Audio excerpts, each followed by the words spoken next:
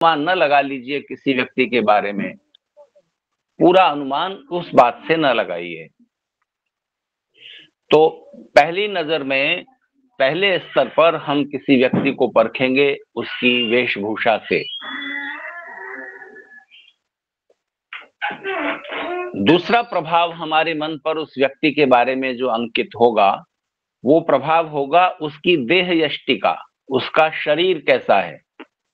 वेश का प्रभाव पहला, उससे ज्यादा लेकिन उसके बाद में प्रभाव पड़ता है, हमारा ध्यान जाता है उस व्यक्ति के डील डॉल पर, उसके शरीर पर। तो शरीर संपदा कैसी है, प्रभावशाली, स्वस्थ, सुंदर। तो वेश के बाद प्रभाव होता है वपु का, शरीर का। लेकिन कितने भी अच्छे कपड़े पहने हुए हों, कितना भी अच्छा सुंदर शरीर हो, प्रभावशाली व्यक्तित्व हो, लेकिन इसके बाद इन दोनों चीजों से ज्यादा प्रभाव होता है वाणी का, वेशेन वपुषा वाचा। फिर वो व्यक्ति बोल क्या रहा है, किस तरह रहा है, मीठा कड़वा, उसका बोलने का स्टाइल, वो चीज हमारे मन पर प्रभाव डालती है। शरीर की सुंदरता, प्रभावशालीता और वस्त्र कैसे हैं, मूल्यवान, अच्छे, इन दोनों से ज्यादा प्रभाव वाणी का पड़ता है। इसके बाद जो प्रभाव का स्तर है, हमारे चित्त पर जो प्रभाव पड़ेगा और जिस बात से हम उस व्यक्ति की परख करेंगे, उसमें पहला हुआ ड्रेस, दूसरा हुआ शरीर संपदा, तीसरा हुआ वाणी का व्यवहार, चौथा है विद्या। कोई आदमी बोल तो रहा है, पर क्या बोल रहा है, कुछ हमारे मतलब की बात है, तो बोलने के पीछे बुद्धि और विद्या का स्तर छिपा होता है। जो भी व्यक्ति बात करता है तो आपके स्तर की कर रहा है कि नहीं, आपको अच्छी लगने वाली कर रहा है नहीं, इसमें कुछ तो ज्ञान और समझ लगेगी। तो चौथा प्रभाव विद्या का है। कैसी भी विद्या हो, कितना जो भी कुछ जानते हैं, उसके अनुसार आप बातचीत करेंगे। पॉलिटिशियंस मिलते हैं तो वो आपस की बात उनकी अलग तरह की होती है। व्यापारी मिलते हैं, उनकी बातचीत के विषय बिंदु अलग होते हैं। दो महिलाएं मिलती हैं, उनकी बातचीत के विषय अलग होते हैं। युवक इकट्ठे होते हैं, उनकी बातचीत के विषय दूसरे होते हैं।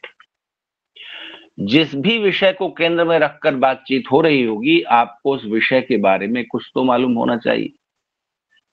कहीं क्रिकेट मैच चल रहा होता है भारत का किसी दूसरे देश से, तो युवाओं की चर्चा के केंद्र में क्रिकेट होता है, तो आप उस चर्चा में तभी शामिल हो सकते हैं जब क्रिकेट के बारे में आपके पास कुछ जानकारी हो।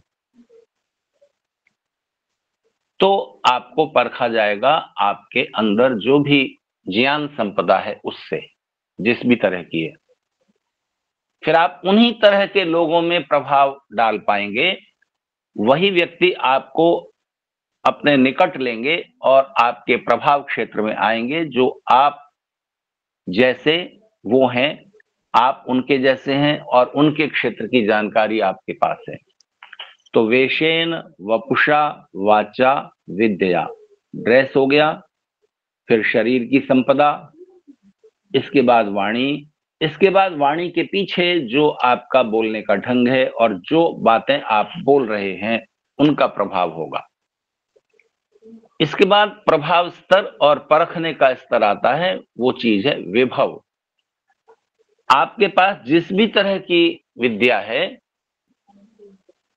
उसका कुछ प्रभाव आपके जीवन में होगा। आपके पास कुछ वैभव होना चाहिए। तो तीन प्रकार के वैभव, तीन प्रकार के ऐश्वर्य हैं जगत में, समाज में। एक तो विद्या का, ज्ञान का ऐश्वर्य है। दूसरा धन दौलत, वेल्थ का वैभव है। तीसरे पद अधिकार शक्ति का है। तो आप जिस भी क्षेत्र में हैं उस प्रकार का वैभव आपके पास होना चाहिए ना। आप अपने को विद्या के क्षेत्र में, विद्या से जुड़े हुए इंटेलेक्चुअल फील्ड में आप काम करते हैं तो आपका वैभव होगा। आपको आप डॉक्टर हैं तो एक अच्छे डॉक्टर के रूप में आपकी प्रतिष्ठा और प्रसिद्धि होगी कि हाँ वो अच्छे डॉक्टर हैं, उनके पास जाइए। तो ये एक डॉक्टर का वैभव है। एक आर्किटेक्ट का वैभव होगा कि अच्छा ये मकान किसने बनाया, बड़े अच्छे नक्शे से बनाया है, तो कौन आर्किटेक्ट था। तो उस आर्किटेक्ट का जो अपना ज्ञान है, विद्या है, उसका वैभव इस रूप में दिखेगा, कीर्ति के रूप में। आपके पास धन दौलत का ऐश्वर्य है तो उसका प्रभाव, उसका वैभव दिखेगा। आपका भवन बड़ा है, आपके पास कार अच्छी है, और इसके अलावा आपके दिए हुए दान से, सहयोग से बहुत सारी संस्थाएं संचालित हो रही हैं। सरकार को आप इतना टैक्स देते हैं, उस टैक्स से फिर दूसरी सामाजिक कल्याण की योजनाएं चलती हैं, तो ये वैभव पता होता है, पता चल जाता है। आपके पास पद, अधिकार, शक्ति है, एक पुलिस ऑफिसर का वैभव पता चल जाता है। एक साधारण सा कांस्टेबल, ट्रैफिक जाम हो रखा था, मैं अभी यात्रा पर था तो रास्ते में ट्रैफिक जाम था किसी वजह से, तो एक पुलिस कांस्टेबल आया, वो अपनी यात्रा पर था, लेकिन चूंकि वो यूनिफॉर्म में था, उसके पास एक अधिकार है, तो वो गया, मोटरसाइकिल पर था, दो लोग थे, उसने मोटरसाइकिल दूसरे व्यक्ति को थमाई और चल कर के गया, और उसने रीजन जाना कि एक ट्रैक्टर वाले ने अपना ट्रैक्टर उल्टा सीधा फंसा दिया था और चला गया था। तो उसने अपने प्रभाव का इस्तेमाल करके 10 लोगों को इकट्ठा किया, किसी को बस से उतारा, ट्रक वाले को ट्रक से उतारा, क्योंकि सब निकलना चाहते हैं, सब प्रसन्नता से उसके सहयोग में आ गए। 10-20 लोगों ने मिलकर ट्रैक्टर को खिसका दिया, धकेल दिया, साइड में कर दिया और ट्रैफिक जाम खुल गया। तो अगर आपके पास कुछ अधिकार है तो आपका अधिकार काम करता है, और उस अधिकार क्षेत्र में आपका प्रभाव, आपका वैभव, आपका ऐश्वर्य दिखता है। तो किस बात का प्रभाव पड़ेगा? आप किस बात से व्यक्ति को परखेंगे? कोई व्यक्ति अपने को बड़ा डॉक्टर कह रहा है, पर 10 लोग उसके बारे में बताते नहीं कि वो बहुत अच्छे डॉक्टर हैं, तो ऐसे नहीं चलेगा। कीर्ति के रूप में आपका वैभव होना चाहिए। तो जब आप वैभव देखते हैं किसी का, तब आप परखते हैं कि ये व्यक्ति विद्वान है, ये व्यक्ति धनवान है, ये व्यक्ति ऊंचे पद पर बैठा है। तो वेश का प्रभाव सबसे पहले पड़ता है, उससे हम परखते हैं किसी इंसान को, उसके बारे में जज करते हैं, अंदाजा लगाते हैं, लेकिन वो 5-10 मिनट तक रहेगा प्रभाव, जब तक वो बोलेगा नहीं। शरीर और ड्रेस दोनों पर एक साथ ध्यान जाता है, आखिर शरीर पर ही तो कपड़े पहने हुए हैं। तो शरीर और वस्त्र दोनों एक साथ प्रभाव डालते हैं, और वो प्रभाव रहता है 10 मिनट तक, या तब तक जब तक वो इंसान कुछ बोलता नहीं। एक संस्कृत के, वो हिंदी के बड़े लेखक थे, उनका नाम था पांडेय बेचन शर्मा उग्र। उनकी लिखी कहानियां और संस्मरण बड़े प्रसिद्ध हैं। लेकिन पांडेय बेचन शर्मा उग्र की एक आदत थी कि वो गालियां बहुत बोलते थे। सामान्य बातचीत में भी 10 गालियां उनके मुंह से अनायास निकल जाएंगी, ये उनकी आदत में था। उनके लेखन में भी कई जगह गालियां आ जाती हैं। तो गोपाल प्रसाद व्यास नाम के एक हिंदी के दूसरे लेखक थे, वो हास्य व्यंग लिखते थे, और जो दैनिक हिंदुस्तान अखबार निकलता है अब भी, उसमें वो लंबे समय तक, लगभग 30-40 वर्ष तक एक कॉलम लिखते रहे, यत्र तत्र सर्वत्र। तो गोपाल प्रसाद व्यास की एक उक्ति है, इतनी भूमिका बताना इसलिए जरूरी था, तभी आप इस सेंटेंस को समझ पाएंगे जो गोपाल प्रसाद व्यास ने लिखा। गोपाल प्रसाद व्यास लिखते हैं कि मुंह खुलते ही गधे से लेकर पांडे बेचन शर्मा उग्र तक की पहचान हो जाती है। गधा शुरू में तो घोड़े जैसा ही दिखता है ना, जब बोलेगा तब पता चलेगा कि ये तो गधा है। कोयल और कौवा दिखते तो एक जैसे हैं, काले, दोनों का रंग एक जैसा है। जैसे ही मुंह खुलता है तो कोयल की आवाज और कौवे की आवाज से पता लग जाता है कि ये कौवा है, ये कोयल है। तो ड्रेस का और शरीर की सुंदरता का प्रभाव तब तक जब तक आदमी ने मुंह नहीं खोला। वेशेन वपुषा वाचा, और वाणी के बाद प्रभाव होगा उसकी विद्या का। जैसी भी विद्या है, आप इकोनॉमिक्स जानते हैं, अर्थशास्त्र समझते हैं, तो आपके पास धन वैभव होगा। आप डॉक्टर हैं तो आपका वैभव मरीजों के द्वारा कही गई आपकी ख्याति से होगा। पदाधिकारी हैं तो आपका पदाधिकार बोलेगा। जिस भी क्षेत्र में आप नियुक्त हैं, वहां पर आपके अधिकार की शक्ति सब जगह प्रभाव छोड़ रही होगी, वो आपका ऐश्वर्य। तो विद्या विभवे नहीं।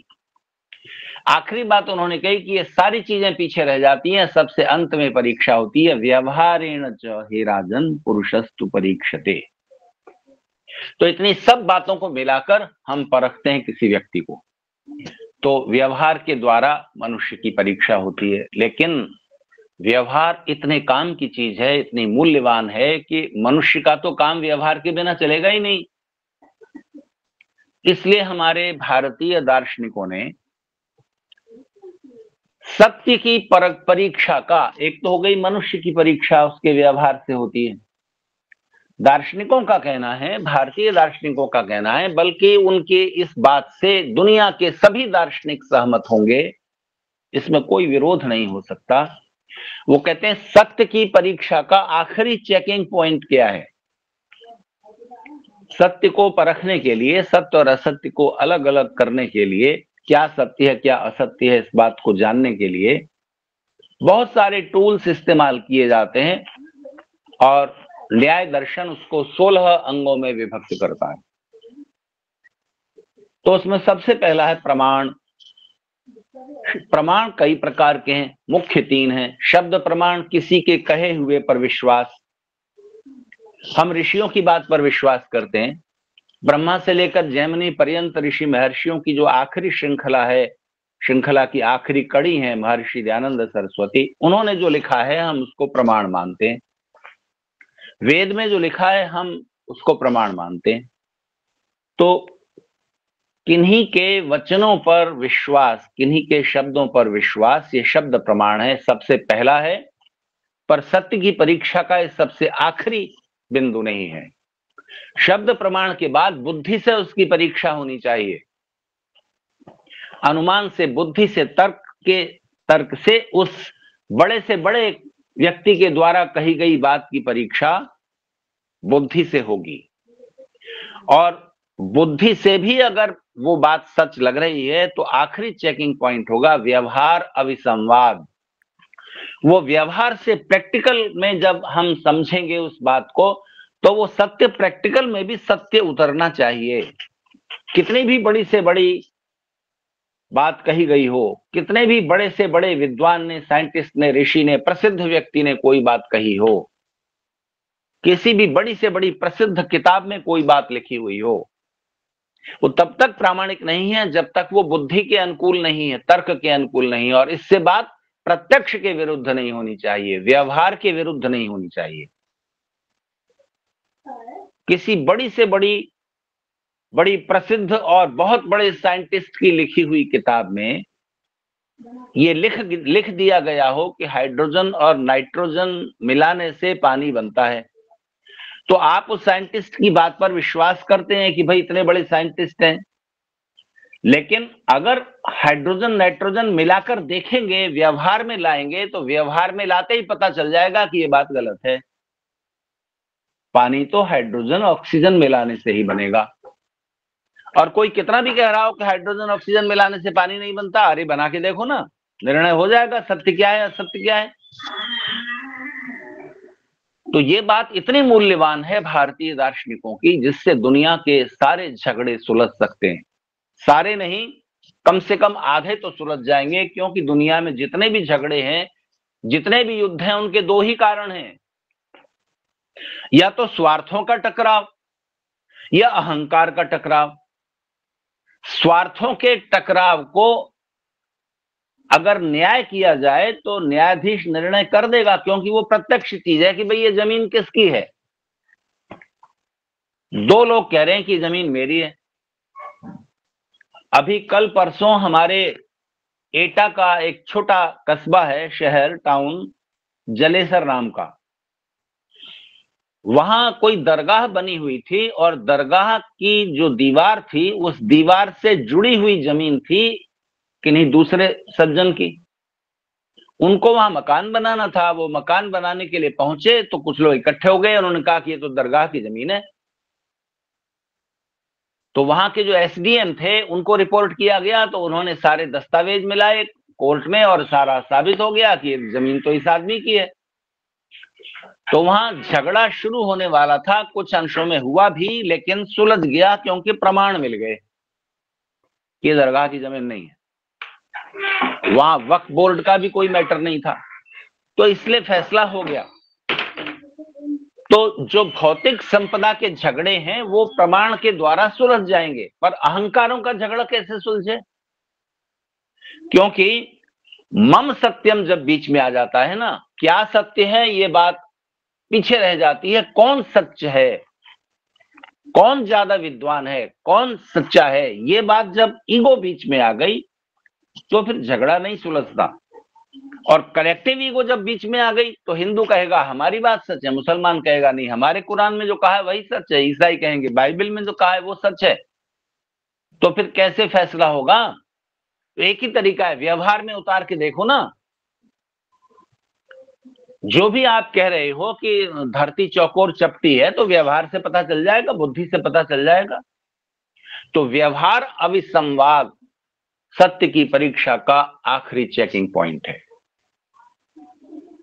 इसलिए जब आप सत्य और असत्य की परीक्षा करते हैं तो कोई कितना प्रसिद्ध है, कितने बड़े पद पर बैठा है, कितनी उसकी फेम है, कितना बड़ा आदमी माना जाता है, इससे पता नहीं चलेगा। उसका तो व्यवहार बताएगा, मनुष्य का व्यवहार बताएगा। और सत्य के बारे में वो किताब या कोई बड़े आदमी की बात नहीं होगी, वो तो व्यवहार से ही पता चलेगा। व्यवहार अविसंवाद। एक सज्जन बीमार पड़ गए, बेहोश थे, तो बेहोश पड़ गए और तो घर के लोगों ने डॉक्टर को फोन किया। तो डॉक्टर बहुत बड़े थे, बड़े फेमस थे, उनका बड़ा नाम था। तो वो जब आए तो उन्होंने उस मरीज की नब्ज देखी, स्टेथोस्कोप से उसकी हार्ट बीट और वगैरह वो जो भी जांच करते उन्होंने की, और उन्होंने ये कहा कि ये तो मर गए, ही इज नो मोर। वो ये बात कह रहे थे कि वो आदमी डीप कोमा में था और उससे किसी कारण से वो बेहोशी से बाहर आ गया, और बेहोशी से बाहर आते आते उसने डॉक्टर को ये कहते सुना कि इनकी तो डेथ हो गई। तो वो आदमी जो बेहोश था और अब होश में आ गया था, और जिसने डॉक्टर की बात सुन ली थी, उसने कहा डॉक्टर मैं अभी जिंदा हूं। तो उन सज्जन की पत्नी पास में खड़ी थी, उन्होंने कहा चुप रहो जी, इतने बड़े डॉक्टर क्या झूठ बोलेंगे? तो ऐसा नहीं होता है, कोई कितना ही बड़ा डॉक्टर है, अरे जिंदा आदमी खुद कह रहा है कि मैं जिंदा हूं, और आप कह रहे हैं कि इतने बड़े डॉक्टर क्या झूठ बोलेंगे? तो व्यवहार अविसंवाद आखिरी चेकिंग पॉइंट है। सारी समस्याओं का समाधान हो जाए अगर इस छोटी सी बात को हम स्वीकार कर लें, यानी आज का मनुष्य अपनी ईगो पर डटा न रह करके व्यवहार में लाकर देख लो ना कौन सी बात सही है। तो आज की तारीख में जब हम ये कहते हैं, हम लोग यानी आर्य समाज के लोग, कि वेद ईश्वरीय ज्ञान है, वेद ईश्वर की वाणी है, तो हम साथ में ये दावा भी करते हैं कि आप वेद में कोई एक बात निकाल के बता दो जो बुद्धि के विरुद्ध हो। साइंस ने जिन नियमों को खोजा है सृष्टि के नियमों को, उनके विरुद्ध हो, सृष्टि के नियमों के खिलाफ हो, पूरी मनुष्यता के कल्याण के विरुद्ध हो कोई बात, और व्यवहार में उतारने पर वो गलत पाई जाए, ऐसी एक बात निकाल दो, हम वेद को ईश्वरीय ज्ञान मानना छोड़ देंगे। और हम ये एक्सपेक्ट करते हैं कि बाकी सारी दुनिया के लोग जो अपनी अपनी किताब को ईश्वर की कही हुई बात ईश्वरीय ज्ञान घोषित करते हैं, वो भी ये दावा करें। हिम्मत है तो करके बताओ। हम तो ये दावा करते हैं और हम साथ में ये भी कहते हैं कि हम पूरे वेदों को ईश्वरीय ज्ञान मानना छोड़ देंगे, एक बात निकाल दो गलत उसमें। चार कसौटियां हैं। बात जो ईश्वरीय ज्ञान है वो बुद्धि के विरुद्ध नहीं होना चाहिए, जो ईश्वरीय ज्ञान है वो सृष्टि के नियमों के विरुद्ध नहीं होना चाहिए, क्योंकि ये सृष्टि ईश्वर ने बनाई है। और आप जिस किताब का दावा करते हैं कि ईश्वर ने बताई है, इसमें कही गई बातें ईश्वर ने कही है, तो उसमें सृष्टि जैसी है उसके विरुद्ध बात होनी चाहिए क्या? अगर उसमें धरती को चौकोर और चपटी लिखा हुआ है तो इसका मतलब या तो ये धरती ईश्वर ने नहीं बनाई या वो किताब ईश्वर ने नहीं बनाई। व्यवहार अविसंवाद यहां नहीं हो रहा, तो सृष्टि के नियमों के खिलाफ बात नहीं होगी,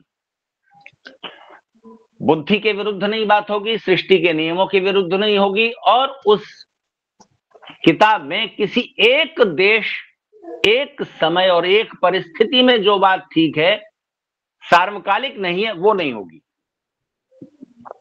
ईश्वर ने सारी दुनिया बनाई है ना, तो वो केवल एक छोटे से इलाके के बारे में ही बात कर रहा है, तो फिर वो ईश्वर की बात नहीं है। अगर वेद में केवल आम के पेड़ का ही वर्णन है, तो फिर वो वेद नहीं है। कुछ पौधे दूसरे देशों में ही पैदा होते हैं, भारत में पैदा नहीं होते। उनका वर्णन अगर वेद में नहीं है, वेद में किसी एक देश की ही बातों का, वृक्षों का, नदियों का इत्यादि का वर्णन है, तो वो वेद नहीं, वो ईश्वरीय ज्ञान नहीं है। सब जगह की बात होगी, उसमें सार्वकालिक होगी। अब से 1000 साल पहले तो ठीक थी, आज ठीक नहीं है, ऐसी बात मिलेगी तो वो ईश्वरीय ज्ञान नहीं है। सार्वकालिक होना चाहिए, सार्वत्रिक होना चाहिए, फॉर ऑल द टाइम, और यूनिवर्सल, सब जगह वो बात फिट बैठेगी, हर समय में फिट बैठेगी, हर परिस्थिति में ठीक बैठेगी। ये कसौटी हुई। और चौथी बात यह है कि उसमें पूरी मनुष्यता के कल्याण के खिलाफ बात नहीं होनी चाहिए। किसी एक ग्रुप की भलाई है और बाकी सबके बारे में उल्टा सीधा कहा जा रहा है, तो वो ईश्वरीय बात नहीं है। किसी मनुष्य ने ही अपने स्वार्थों के लिए उस किताब को कह दिया है और उसको ईश्वरीय ज्ञान घोषित कर दिया। तो वेद के बारे में हमारा जो दावा है वो अहंकार के कारण नहीं है। हम तो दावा करते हैं ना, कोई बता दे कि व्यवहार के खिलाफ है, प्रैक्टिकल के खिलाफ है कोई बात वेद में। और सबसे बड़ी बात, व्यावहारिकता इतनी बड़ी बात है कि ज्ञान के भी 4 क्षेत्र हैं। ज्ञान के 4 क्षेत्र हैं। एक है इस सृष्टि के पदार्थों के बारे में ज्ञान, दूसरा ज्ञान है जो इससे भी बड़ा है, वो है सृष्टि के पदार्थों के बारे में ज्ञान पाकर सृष्टि के पदार्थों से सुख कौन उठाएगा। ध्यान दीजिए, सृष्टि के पदार्थों का ज्ञान पाकर उनसे सुख उठाने का काम केवल मनुष्य का ही है। मनुष्य को ही 2, 3, 4 चीजें मिलाकर कोई नई चीज बनानी है। हलवा आपको बनाना है, किसी गधे को, भैंस को नहीं बनाना है। आपको सूजी के बारे में, चीनी के बारे में, घी के बारे में, पानी के बारे में, इन पदार्थों का गुण कर्म स्वभाव का ज्ञान होगा तो आप हलवा बनाएंगे और इनको मिलाकर आप एक नई डिश तैयार करेंगे। कोई भी मनुष्य के अलावा जो प्राणी है उसको सृष्टि के पदार्थों में ज्ञान पाने की कोशिश नहीं करनी है। उसको जैसा है वैसा उसको ज्ञान सहज प्राप्त है। भैंस को क्या खाना है, बकरी को क्या खाना है, दोनों वेजिटेरियन हैं, लेकिन बकरी के घास फूस पत्ते अलग टाइप के हैं जिन्हें वो बड़े शौक से खा जाती है, गाय उसको नहीं खाती, भैंस नहीं खाती। नीम के पत्ते बकरी बड़े स्वाद से खाती है, दूसरे प्राणी नहीं खाते। कटीली झाड़ियां ऊंट खा जाता है, बैल नहीं खाएगा। तो उनको सहज ज्ञान है और वो इन चीजों को मिलाकर कोई नई डिश तैयार करें, ये उनका काम नहीं है, उनके जीवन के दायरे से बाहर है। मनुष्य को ही एक विशेष ज्ञान की आवश्यकता है। तो सृष्टि के पदार्थों के बारे में ज्ञान, और सृष्टि के पदार्थों का ज्ञान कौन करेगा? मनुष्य। तो मनुष्य अकेला नहीं रह सकता, वो सामाजिक प्राणी है, उसको समाज बनाना है और समाज में व्यवस्थाएं बनानी है। तो ज्ञान का दूसरा क्षेत्र है मनुष्य आपस में व्यवहार कैसे करें, ये ज्ञान। अध्यापक का शिष्यों के साथ कैसा व्यवहार हो, शिक्षा की व्यवस्था कैसी हो, मनुष्य आपस में जो लेन देन करेंगे, जो अर्थशास्त्र है, वो अर्थव्यवस्था कैसी होनी चाहिए। एक मनुष्य ताकतवर होकर दूसरे को सताने की कोशिश करेगा बलवान होकर के, तो जो न्याय करेगा वो कौन हो और कैसी व्यवस्था हो न्याय की, इस बारे में जो ज्ञान है वेद में अत्यंत दिव्य है। फिर तीसरा ज्ञान का क्षेत्र होता है जो ज्ञान पा रहा है वो कैसा है, क्या है, उसके बारे में ज्ञान, आत्मा। चौथा सबसे बड़ा ज्ञान का क्षेत्र है जिसने संसार बनाया है, उसका ज्ञान। इन चारों क्षेत्रों में ज्ञान कहां मिलेगा? व्यवहार से अलग नहीं होना चाहिए। शब्द प्रमाण, अनुमान प्रमाण और प्रत्यक्ष प्रमाण तीनों कसौटियों पर एकदम ठीक बैठता हो। पूरी मनुष्यता के कल्याण की बात जिसमें हो, बुद्धि के विरुद्ध कुछ नहीं हो, और व्यवहार में उतारने पर वो बात एकदम ठीक बैठती हो। अभी तक मनुष्य समाज ये निर्णय नहीं कर पाया है, जब से वैदिक व्यवस्था से अलग हुआ, कि हमारी अर्थव्यवस्था कैसी होनी चाहिए, राजनीतिक व्यवस्था कैसी होनी चाहिए, हम अपने शासक को किस तरह चुने, किस आधार पर चुने। आपकी जो चुनाव प्रणाली है वो कितनी मूर्खतापूर्ण है आप सब जानते हैं, जिसमें जाति ऊपर हो जाती है। आप व्यक्ति को, एक समझदार ईमानदार इंसान को नहीं चुनते, अपनी कास्ट के आदमी को वोट पड़ता है। और पार्टी को वोट देते हैं तो पार्टी की पॉलिसी नहीं देखते। वो पार्टी भी अब जातियों में बंट गई है, इस जाति की ये पार्टी है, इन जातियों की ये पार्टी है। तो हमने तो अपने सारे उस चुनाव प्रणाली को कचड़े की तरह लिया है, हमने दूसरों से उधार लिया है। और वो देश भी अपनी चुनाव प्रणाली से सुखी हैं क्या? आप देख लीजिए अमेरिका की चुनाव प्रणाली कैसी है, कितनी तो कॉम्प्लिकेटेड है, सबको आसानी से समझ में नहीं आती। और इसके बाद भी आप देखिए कि बाइडेन प्रशासन ने जो इलीगल इमिग्रेंट्स हैं उनको भी वोट देने का अधिकार कर दिया। डाक से जो चुने जाते हैं उसमें कितनी बेईमानी होती है, आप पिछले ट्रंप के चुनाव में देख चुके हैं, इस बार भी ऐसे आरोप लगाए जा रहे हैं। तो ये सब चलता रहता है, लेकिन वेद की जो चुनाव प्रणाली है वो 3 छलनियों से संयुक्त है। कोई भी गलत आदमी आपका शासक क्यों बन जाए? तो उन्होंने जो एक चिन्ह बताए हैं, एक कसौटी दी है हमारे पास चुनाव प्रणाली की, वो अद्भुत है। अर्थव्यवस्था के लिए आप सोच लीजिए, अभी तक अर्थव्यवस्था कौन सी चल रही है, कौन सी होनी चाहिए? पूंजीवादी व्यवस्था, साम्यवादी व्यवस्था, समाजवादी व्यवस्था, सब प्रैक्टिकल पर पूरी तरह संतोष देने वाली नहीं उतरती। लेकिन वेद की जो अर्थव्यवस्था है उससे किसी को असंतोष नहीं हो सकता। तो व्यवहार सबसे बड़ी बात है, और वेद के सिद्धांत व्यवहार पर खरे उतरते हैं। तो हमारा जो पारस्परिक व्यवहार है वो सारी सब प्रकार की सामाजिक व्यवस्थाओं में झलकता है। हमारा पारस्परिक व्यवहार वैसा ही होगा जैसी व्यवस्थाएं चल रही होंगी। इसलिए उन व्यवस्थाओं को सुधारना, ठीक करना, ठीक रखना बहुत जरूरी है, ताकि मनुष्यों का आपस का व्यवहार संतोषजनक हो। तो सिस्टम ठीक बनाए जाने चाहिए, क्योंकि मनुष्य सिस्टम से चलता है। जैसा सिस्टम है जिस समाज में, आप भारत में जब सड़क पर उतरते हैं अपनी मोटरसाइकिल या कार लेकर के, तो सड़क के किस साइड में चलते हैं? लेफ्ट साइड में। अमेरिका जाएंगे तो वहां राइट साइड में चलना पड़ेगा। कोई भी हो, राइट साइड में चलना पड़ेगा, क्योंकि सब उस तरफ चल रहे हैं। तो आपको उसी व्यवस्था में, उसी सिस्टम में ढल जाना पड़ता है। तो आपके सिस्टम में धर्म को जितनी जगह है, सच्चाई को जितनी जगह है, उतना ही वो सिस्टम ठीक होगा और कल्याणकारी होगा। और सिस्टम या व्यवस्था किस बात का नाम है? व्यवहार का।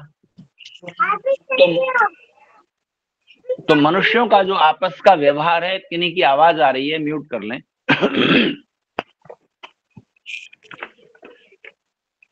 तो हमें अपने सिस्टम पर, अपनी जो व्यवस्थाएं हैं उन पर ध्यान देते रहना चाहिए कि कहीं वो गलत तो नहीं हो रही हैं। तो ऋषि दयानंद ने और उनके पूर्ववर्ती ऋषियों ने मनुष्य को जैसा व्यवहार करना चाहिए उसकी भी कुछ कसौटियां दी हैं। और समाज की व्यवस्थाएं कितनी भी गलत हों, हम अपनी व्यवहार की कला को और व्यवहार के उन सिद्धांतों को उन कसौटियों पर परखते हुए, कम से कम अपने स्तर पर जहां तक हमारी पहुंच है वहां तक हम वैसा व्यवहार करें, उसके बाद ईश्वर पर छोड़ दें। तो कौन सी कसौटियां हैं वो? 2 बातें जो आप सबको पता हैं, मैं वो आपके सामने रखूंगा कुछ नए संदर्भ देते हुए। ऋषि दयानंद ने आर्य समाज के जो नियम लिखे हैं, वास्तव में वो क्या है? अगर शुरू के 3 नियमों को छोड़ दें जो सैद्धांतिक हैं, जिन पर दार्शनिक विचार चर्चा हो सकती है, और कोई आदमी शुरू में उन नियमों को मानने से परहेज कर सकता है, असहमति प्रकट कर सकता है, समझ जाए ठीक से तो उनसे भी उसकी सहमति हो जाएगी। ऋषि दयानंद ने उन आर्य समाज के नियमों को लिखा, सोचा, बनाया। उसके बाद ऋषि दयानंद की बातों से, उनके व्यक्तित्व से प्रभावित होकर बहुत से लोग आर्य समाज में, बड़ी संस्थाएं, संगठन आर्य समाज में मिलना चाहते थे। वो थे ब्राह्मण समाज और थियोसॉफिकल सोसाइटी जैसे 1-2-3 संगठन थे, जिन्होंने ये इच्छा प्रकट की थी कि हम भी आर्य समाज के साथ मिलकर काम करें। तो उनका कहना था कि आप शुरू के 3 नियम हटा दीजिए, एक तो ईश्वर के बारे में, दूसरे वेद के बारे में जो आप मानते हैं वो आप हटा दीजिए तो हम आपके साथ मिल जाएं। तो ऋषि ने कहा कि जो सत्य है मैं उससे समझौता नहीं कर सकता, आओ विचार कर लो, ईश्वर है नहीं। सब सत्य विद्या और जो पदार्थ विद्या से जाने जाते हैं उन सबका आदिमूल परमेश्वर है, इस बात पर विचार कर लीजिए। आप इसको गलत सिद्ध कर दो, हम हटा देंगे। वही बात जो मैं अभी आपसे कर रहा था, वेद में कोई एक बात तो गलत निकालो। ईश्वर के स्वरूप के बारे में आप बताओ। वेद सब सत्य विद्याओं का पुस्तक है, तो बताओ ईश्वरीय ज्ञान के बिना कैसे काम चल सकता है मनुष्य का। मनुष्य के अलावा बाकी सारे प्राणियों को जन्म से ज्ञान मिल रहा है अपना जीवन चलाने लायक, मनुष्य को नहीं मिलता जन्म से ज्ञान। और ज्ञान के बिना मनुष्य का काम नहीं चलेगा। ज्ञान के ये चारों क्षेत्र जो मैंने आपसे कहे ये मनुष्य के लिए ही हैं। तो वो ज्ञान कहां से प्राप्त हुआ, तो आप इस पर ठीक से विचार करेंगे तो आपको तीसरे नियम पर भी सहमत होना पड़ेगा। चलिए छोड़ते हैं थोड़ी देर के लिए इन 3 नियमों को, तो बाकी सारे नियम व्यवहार शास्त्र है। आर्य समाज का क्या मतलब है? ऐसे लोग जो परस्पर व्यवहार में इन नियमों को फॉलो करते हैं, अगर आचरण में पूरा नहीं भी उतार पाते तो भी जितना संभव है उतना उतारते हैं, और कम से कम विचार के स्तर पर हम उनको सत्य मानते हैं कि ऐसा होना चाहिए। ना हो पा रहा वो अलग बात।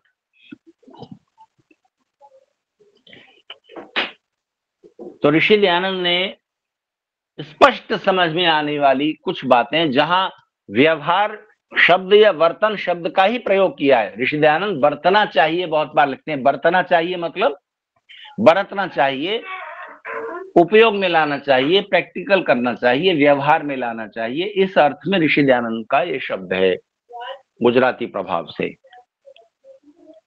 तो 2 बातों पर ध्यान करें। सब काम धर्मानुसार, अर्थात सत्य और असत्य को विचार करके करने चाहिए। सब काम यानी व्यवहार, जो भी आप जब व्यवहार में उतरेंगे तो सब काम धर्मानुसार हो और सत्य असत्य को विचार करके करें। तो आप कहेंगे आज के समय में कैसे ये बात हम पूरी तरह अपने जीवन में उतार सकते हैं, तो इसको मैं स्पष्ट करूंगा अभी। दूसरा उनका व्यवहार शास्त्र का एक दिव्य सिद्धांत है, सबसे प्रीतिपूर्वक धर्मानुसार यथा योग्य व्यवहार करना चाहिए। तो सबसे पहले क्या आया? प्रीतिपूर्वक। दूसरा है धर्मानुसार, तीसरा है यथा योग्य। ये इतनी बड़ी बात है कि सारे व्यवहार शास्त्र का केंद्रीभूत हम इस नियम को कह सकते हैं।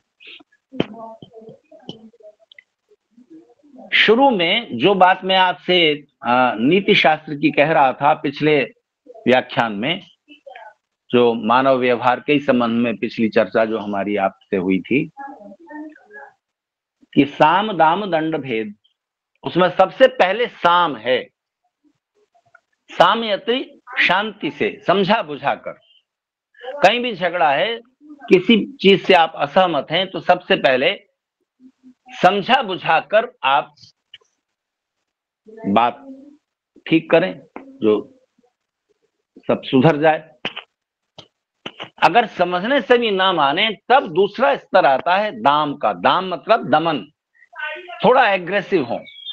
पहले ही एग्रेसिव ना हो जाए, शुरुआत एग्रेसिवनेस से नहीं, प्रीतिपूर्वक प्रेम पूर्वक शांति से समाधान निकालें, प्रीतिपूर्वक। तो साम दाम दंड भेद की अभी बाद में चर्चा करूंगा, अभी हम इस नियम को हाथ में लेते हैं। प्रीतिपूर्वक धर्मानुसार। अब धर्म क्या है? तो अब इसके बारे में तो महर्षि वेदव्यास ने एकदम स्पष्ट कर दिया, एक लाइन में बात पूरी कर दी। और इतनी गजब की बात कह दी है कि दुनिया का कोई भी इंसान हो, ईसाई हो, मुसलमान हो, सिख हो, जैन, बौद्ध, किसी भी मत को मानता हो, किसी भी देश में पैदा हुआ हो, ईश्वर को मानता हो नहीं मानता हो, उसको धर्म की उस परिभाषा से सहमत होना पड़ेगा। ऋषि दयानंद धर्मानुसार क्या व्याख्या करते हैं? सब काम धर्मानुसार, अर्थात सत्य और असत्य को विचार करके करने चाहिए। वेदव्यास कहते हैं धर्म क्या है? आत्मनः प्रतिकूलानि परेशान न समाचरेत। जैसा व्यवहार हम अपने साथ किया जाना पसंद नहीं करते, वैसा दूसरों के साथ ना करें। मैं नहीं चाहता कि मेरी कोई चोरी कर ले, मैं नहीं चाहता कि मुझसे कोई झूठा व्यवहार करे, मैं भी नहीं करूं। इस परिभाषा से, व्यवहार शास्त्र की जो परिभाषा है, इससे दुनिया का कोई व्यक्ति किसी भी समय में, किसी भी परिस्थिति में विरोध नहीं कर सकता। तो प्रीतिपूर्वक पहले आता है, फिर धर्मानुसार है। एक विचित्र बात है, ऋषि दयानंद ने जो शब्द प्रयोग किया, यथा योग्य। तो अब मैं अपनी बात आगे बढ़ाऊं, इससे पहले मैं आपसे पूछूं कि क्या हमें सबके साथ समान व्यवहार करना चाहिए? साम्यवाद साम्यवाद क्यों असफल हो गया? समानता प्रकृति में नहीं है, कहीं भी नहीं है। कोई सेना रह सकती है जहां सब समान हो, आर्मी का चीफ, उसके बाद दूसरे जनरल, कर्नल, मेजर, सोल्जर, सबको समान वेतन दिया जाए और सबकी समान जिम्मेदारी कर दी जाए, तो कोई सेना नहीं रह सकती, पुलिस नहीं रह सकती, समाज नहीं रह सकता। समानता के कुछ अलग पॉइंट होते हैं जहां पर समानता होनी चाहिए। तो मैं आपसे किसी व्याख्यान में चर्चा कर चुका हूं, जन्म से सब समान है क्या? शरीर सबका अलग अलग है, बुद्धि सबकी अलग अलग प्रकार की है, तो अवसर समान मिलने चाहिए। माता पिता 8 से 10, ज्यादा से ज्यादा 12 साल की उम्र तक बच्चों से प्रेम पूर्वक व्यवहार करेंगे, उन्हें अच्छे खिलौने देंगे, अच्छा भोजन देंगे, जिसकी जैसी हैसियत है। अच्छे, कोई ज्यादा कीमती खिलौने दे देगा, कोई कम कीमती खिलौने दे पाएगा। असमान व्यवहार यहाँ है। लेकिन जैसे ही उनकी विद्या शुरू हुई, सबको आवासीय विद्यालय में, ये वैदिक व्यवस्था है, सबको आवासीय विद्यालय में, रेजिडेंशियल स्कूल में रख दीजिए। उनको शिकायत करने का कोई मौका नहीं मिलेगा बाद में कि हमें अवसर नहीं मिला, हमारे साथ अन्याय हुआ इस समाज में। जहां से जीवन की असली दौड़ शुरू हो रही है, क्योंकि मनुष्य को बनने की प्रक्रिया माता पिता के द्वारा नहीं, गुरुओं के द्वारा होती है। दूसरा जन्म, इसी एक जीवन में दूसरा जन्म मिलता है, विद्या का जन्म गुरुओं के द्वारा दिया गया। वहां पर सब समान हो जाएं, एक लाइन पर खड़ा कर दीजिए, एक जैसा भोजन, एक जैसे आचार्य, एक जैसा रहन सहन, और पाठ्यक्रम आपकी रुचि के अनुसार, सिलेबस आपकी रुचि के अनुसार, आप जिस स्वभाव के हैं, जिधर आपका ज्यादा रुझान है, उन शास्त्रों का अध्ययन कीजिए। अवसर समान मिल गया, पूरे अवसर थे, सबके लिए थे। जो जैसा बन सका, उसके बाद उसके अधिकार और कर्तव्य समाज में निर्धारित हो जाएंगे। ये पूरी जो एक सुंदर व्यवस्था है समाज की, ये ऋषियों ने हमारे हाथों पे सौंपी है। इस समय धरती पर कहीं भी लागू नहीं है। तो समान व्यवहार नहीं, यथा योग्य व्यवहार। जो जिस योग्य है, उस योग्यता के अनुरूप व्यवहार होना चाहिए। कहीं पर मैंने कुछ लाइनें पढ़ी, जिसमें उस कवि ने लिखा था, सत्य कहो, स्पष्ट कहो, कहो न सुंदर झूठ, चाहे कोई खुश रहे, चाहे जाए रूठ। सुनने में ये बात अच्छी लग रही है। सबके साथ आप कैसा व्यवहार करें? सत्य का, यहां तक तो ठीक है। सत्य कहो, स्पष्ट कहो, कहो न सुंदर झूठ, चाहे कोई खुश रहे, चाहे जाए रूठ। तो मैं आपको यहां एक उदाहरण दूंगा। मेरे परिचित एक वैद्य थे हरियाणा में, बड़े अच्छे इंसान थे, बड़े दृढ़ आर्य समाजी थे। वो उस नौकर को भी अपने पास नहीं रहने देते थे जो बीड़ी पीता हो, तंबाकू खाता हो, या और कोई दुर्गुण हो। उनके पास दूर दूर से मरीज अपनी बीमारी और अपने लक्षणों सहित चिट्ठी में लिख भेजते थे, और वो कुरियर से उनकी दवाएं भेजते थे, और दवाएं खुद बनाते थे कूट पीस के, फार्मेसियों की नहीं खरीदते थे।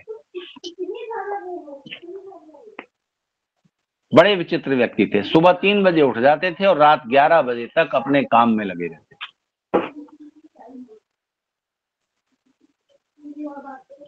उनके बेटे का विवाह हुआ, विवाह निश्चित हुआ, तो संस्कार कराने के लिए उन्होंने मुझे आग्रह किया। तो मैं गया तो वहां 12-15 विद्वान उपस्थित थे आर्य जगत के। आचार्य प्रद्युम्न जी भी थे, स्वामी रामदेव जी के गुरु, और भी कई विद्वान थे। तो मुझे पता लगा, उनका बेटा डॉक्टर, बहू भी डॉक्टर। तो मुझे पता लगा कि वैद्य जी अपने बेटे की शादी का निमंत्रण पत्र लेकर अपने रिश्तेदारों और मित्रों के पास खुद गए। ध्यान दीजिएगा मेरी बात पर।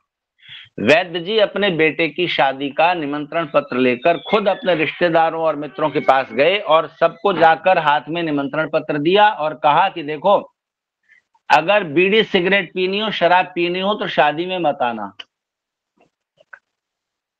अब आपको उनका एक कहने का ढंग कैसा लग रहा है? स्पष्ट कह रहे हैं वो कि बीड़ी पीनी हो, सिगरेट पीनी हो, शराब पीनी हो, तो मेरे बेटे की शादी में मत आना। आप बताइए, क्या इस तरह कहना उचित है? सत्य कहो, स्पष्ट कहो, कहो न सुंदर झूठ। अरे भाई, सत्य को आप इस तरह भी तो कह सकते हो कि देखिए भाई, हमारे अपने विश्वास है, बेटे की शादी है, आप जरूर पधारें, लेकिन थोड़ा सा परहेज कर लीजिएगा। उस शादी के माहौल में आप बीड़ी सिगरेट या शराब मत लीजिएगा। अगर आपको ऐसा व्यसन है तो कृपा करके थोड़े दिन आप अपने पर थोड़ा कंट्रोल कर लें। तो थोड़ा बात को सुधार कर कहे जाने में क्या मुसीबत है? क्या ऋषि दयानंद ये कह रहे हैं हमारे ऋषियों की ऐसी व्यवस्था है कि कड़ुआ बोलो? तो कई बार लोग स्पष्ट वक्ता होने को बड़ा एक प्रमाण मानते हैं अपने व्यक्तित्व का कि भाई मैं तो साफ कहता हूं जी। अरे साफ कहते हो, इसका क्या मतलब हुआ? कड़वी बात मुंह पे कह देना स्पष्ट वक्ता होना नहीं है। स्पष्ट वक्ता यह है कि बात को क्लियर कर दीजिए, विनम्र शब्दों में कह दीजिए, अच्छी ठीक तरीके से कह दीजिए, और समय परिस्थिति और मनोदशा देखिए कि इस समय बात कहनी ठीक है या थोड़ा देर में कह देंगे। और जिन बातों में आपको उलझना नहीं, भले वो सत्य हो, उलझने से ना वो सुधरेगा ना आपका कुछ भला होगा। बेकार के मुद्दों पर आप सत्य को बीच में ला करके सत्य को और बदनाम करते हो। यहां पर मुझे एक और प्रसंग याद आया।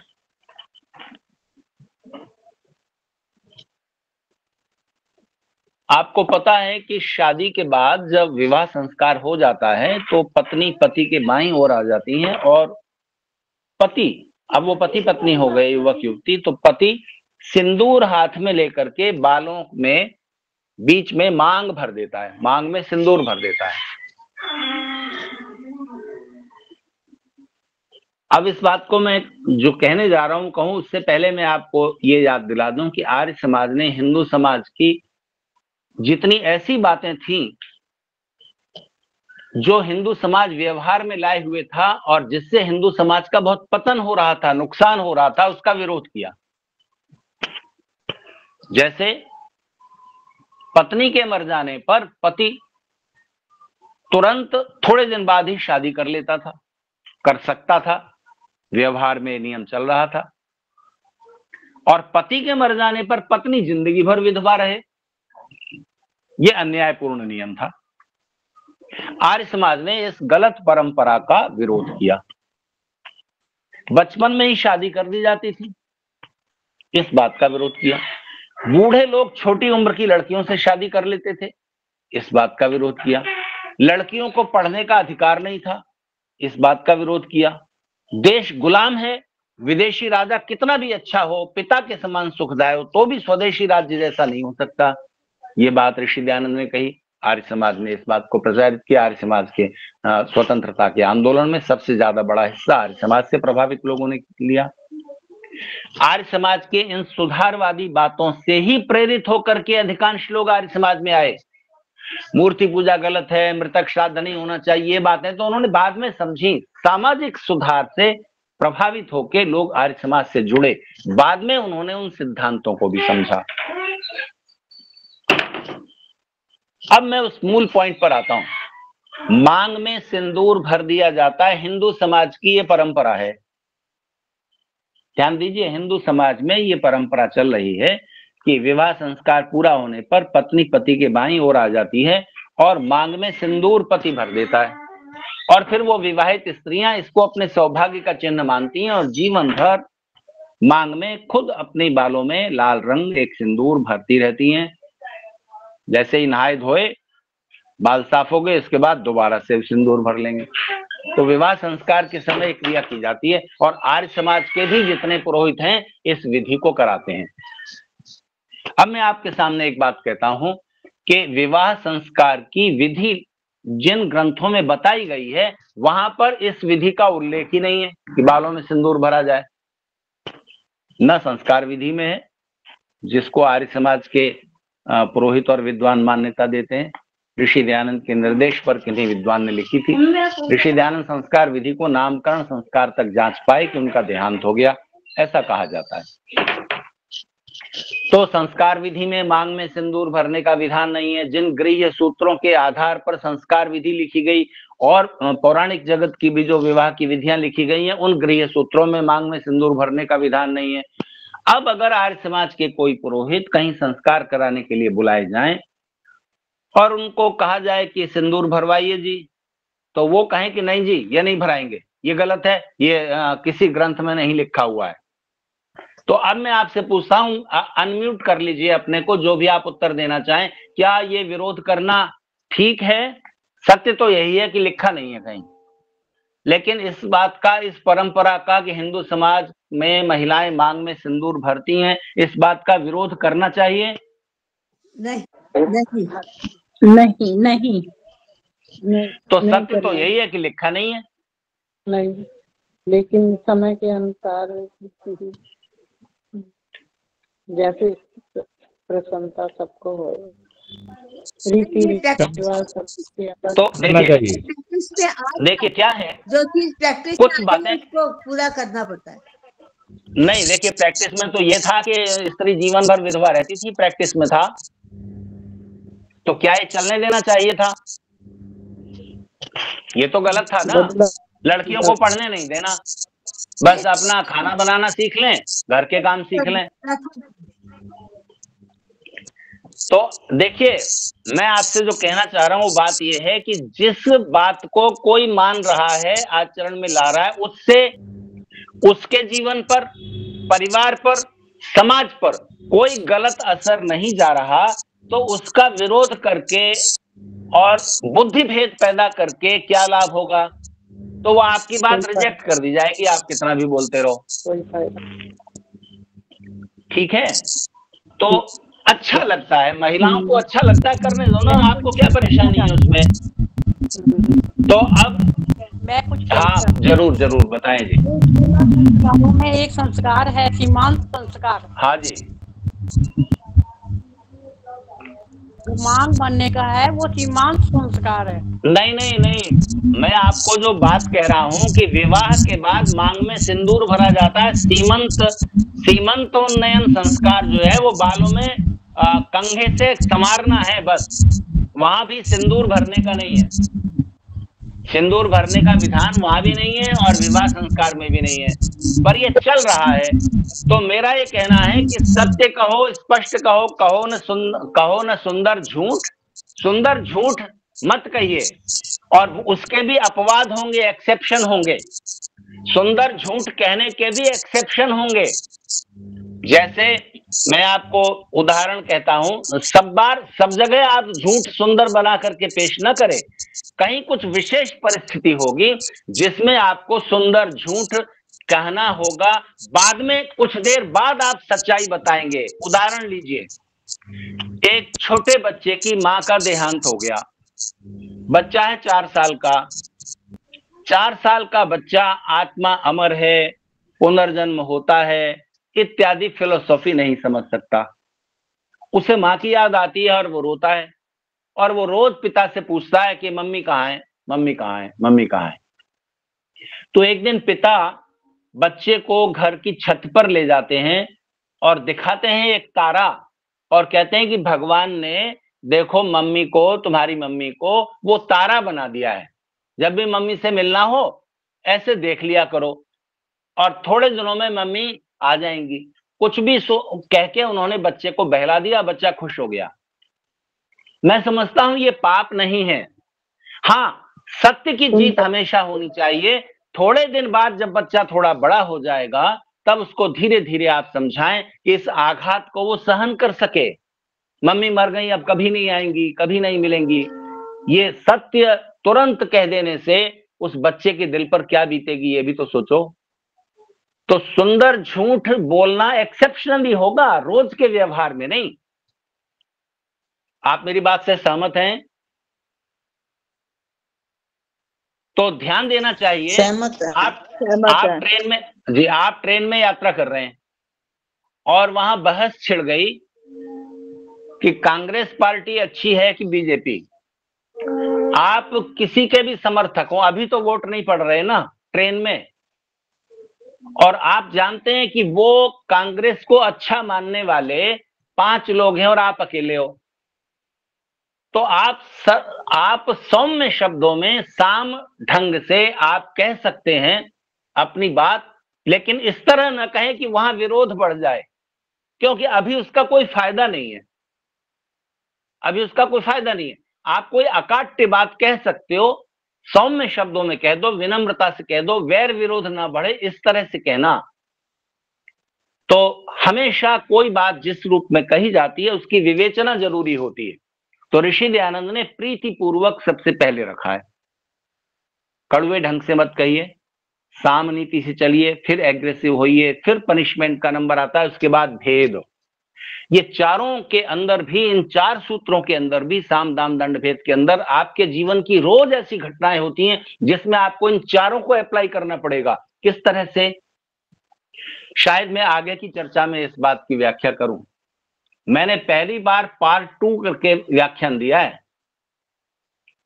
मानव व्यवहार की कला और सिद्धांत पार्ट 1 एक बार हो गया, तो लगा कि कुछ बातें अभी अधूरी छूट गई। तो राजेंद्र वर्मा जी ने, जो प्रधान है आर्य समाज ग्रेटर कैलाश के, जब उन्होंने इस बार के व्याख्यान के लिए विषय मांगा, तो मैंने कहा चलो आप इस विषय को पार्ट 2 करके कह दो, आपका आर्य समाज भी तो पार्ट 1 है, आर्य समाज ग्रेटर कैलाश में एक और भी आर्य समाज है पार्ट 2, तो चलिए एक पार्ट 3 और कर लेंगे व्यवहार शास्त्र का।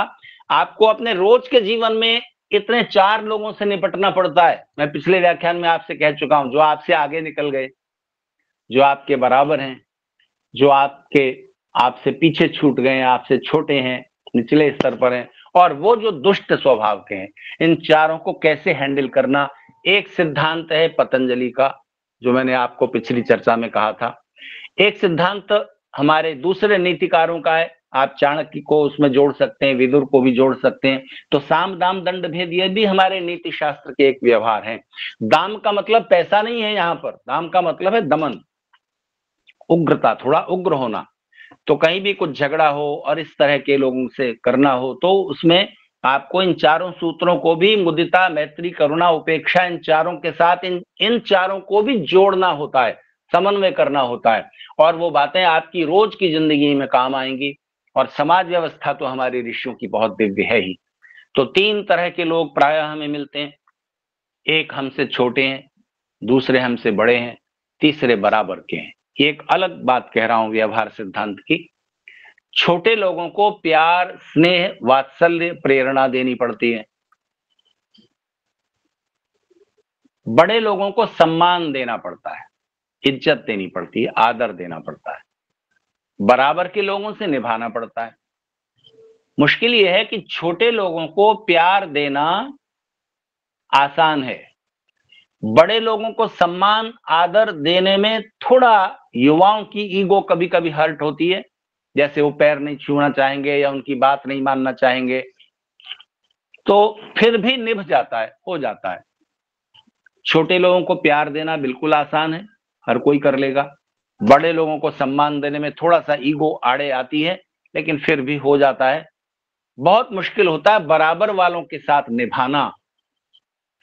पति पत्नी बराबर हैं, छोटे बड़े हैं, लगभग बराबर हैं, 2 भाई 2-4 साल का अंतर है, पर बराबर हैं, पिता जितने तो बड़े नहीं है। तो आदर दें, प्यार दें, निभाएं। कई रिश्ते ऐसे हैं जिनमें इन तीनों चीजों का कॉम्प्लिकेशन होता है। तो आपको बहुत सावधानी से व्यवहार करना होता है, और सबसे ज्यादा मुश्किल आती है दुष्टों को हैंडल करने में। अच्छा बताइए, हमारे सांसद, बस ये बात कहकर मैं अपनी बात को समेटूंगा क्योंकि समय भी पूरा हो रहा है, हमारे सांसद, खासतौर से विपक्ष के सांसद, संसद में कैसा व्यवहार कर रहे हैं? हंगामा, हो हल्ला, और मोदी बोलना चाहते हैं तो प्रधानमंत्री का भाषण भी उस समय उन्होंने पिछले लोकसभा के उसमें 3 शिफ्टों में विपक्ष ने अपने सांसदों को बांट लिया था। जब एक थक जाएगा चिल्लाते चिल्लाते तो वो दूसरी टीम आ जाएगी, वो चिल्लाती रहेगी, क्योंकि मोदी जी बोलते भाषण देते नहीं थकते। 90 मिनट 100 मिनट का भाषण चलता है उनका, तो वो तो बोलते रहते हैं। ये उनकी हिम्मत है कि सारा विपक्ष एक साथ शोर कर रहा है, चिल्ला रहा है और मोदी जी बोलते जा रहे हैं। तो इसमें किसका व्यवहार उचित है?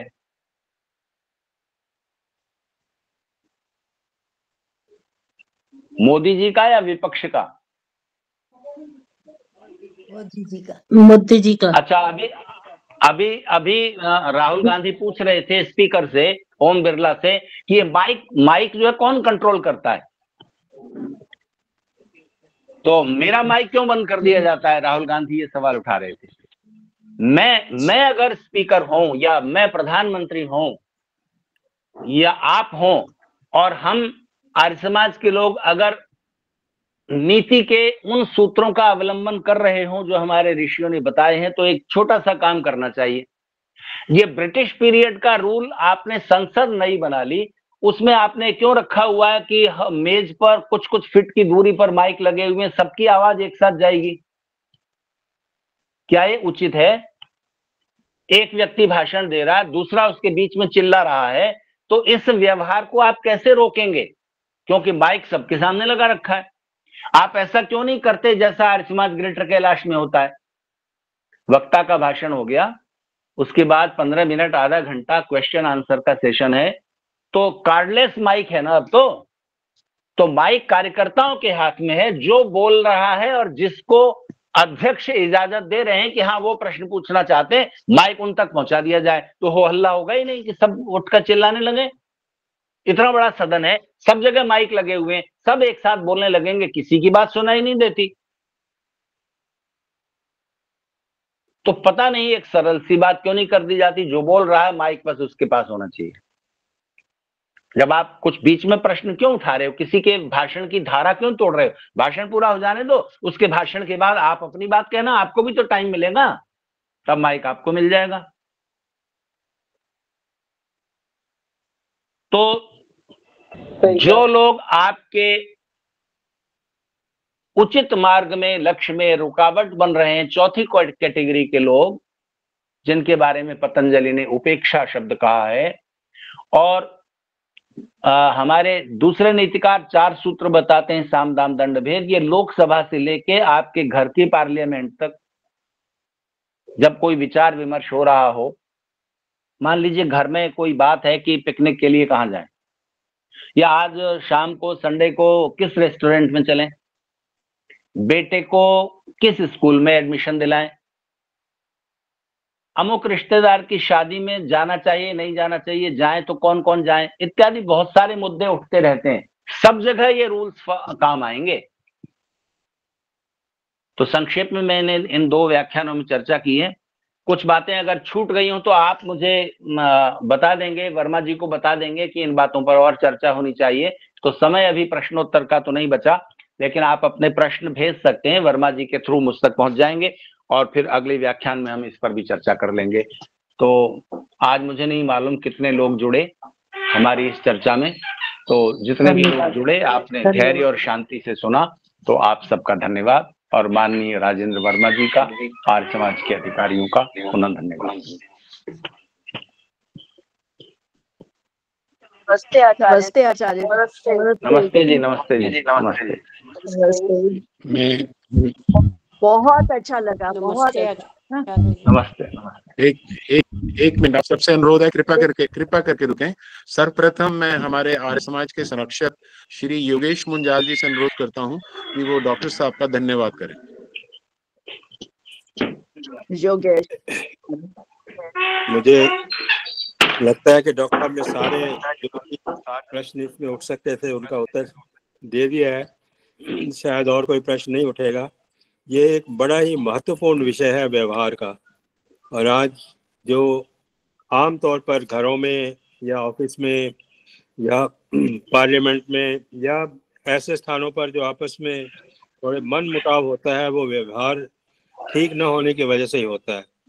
शादी होती है, बड़े धूमधाम से शादी होती है, और कुछ लोगों का पता लगता है कि 6 महीने बाद तो वो कहते हैं कि आपस में बच्चों की बनी नहीं, और 1 साल बाद पता लगता है कि वो